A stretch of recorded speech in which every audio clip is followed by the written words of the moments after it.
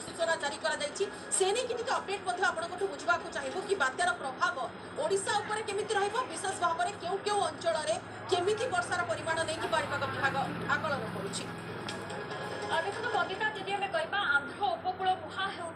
बात्या जितेबले ओडिशा उपर कौन प्रभाव रहिबो बर्तमान ताकू नहीं सबुठी चर्चा आलोचना एवं राज्य सरकार तरफ प्रस्तुति आरंभ हो जाइए। तारी भितर पाणीपाग विज्ञान केन्द्र पक्षर आम जदि कह अलर्ट भी जारी करा जाइए कारण आंध्रर पड़ोशी राज्य ओडिशा हिसाब से आम जदि कह सर्वाधिक प्रभाव ओडिशा उपर देखा मिलिबो। जदिओ आम कहूचे जे पवन बेग एतेटा अधिक नहीं तेणु आम कहीपर क्षयक्षतिर आशंका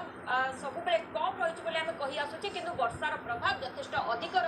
ये हूँ 27 तारिखर चित्र आम जब देखा कि भाव में दक्षिण ओडिशा पकेट्रे भारी वर्षा को नहीं आकलन कर 27 तारिख में जितेबले बात्या रूप से धीरे धीरे आगक बढ़ुवा उपकूल मुहां दक्षिण ओडिशा रे वर्षार प्रभाव देखा मिल गंजाम गजपति कंधमाल रायगड़ा कलाहांडी नवरंगपुर कोरापुट मालकानगिरी में अति प्रबल वर्षा होगा नहीं ऑरेंज अलर्ट जारी करिछि पाणीपाग विज्ञान केन्द्र। यह सहित उपकूल में 27 अपराह पर धीरे धीरे पागरे परिवर्तन होब और केन्द्रापड़ा जगतसिंहपुर पुरी खोर्धा कटक नूआपड़ा पकेट्रे वर्षा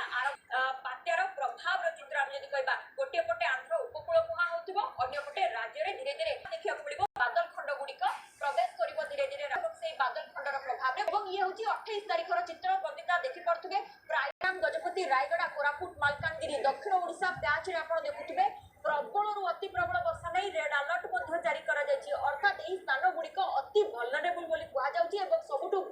अधिक प्रभावित जदि हम आम कह गजपति जिले में आम कहे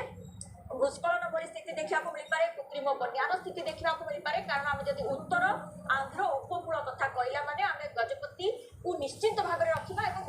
नवरंगपुर कलाहांडी वर्षा रहीब 29 तारिख में देखुचे येलो अलर्ट दि जाए कि सबुठ बड़ कथा हूँ बंदिता पवन बेग कथा जिते कहुच्छी पवन बेग को नहीं रेड अलर्ट ऑरेंज अलर्ट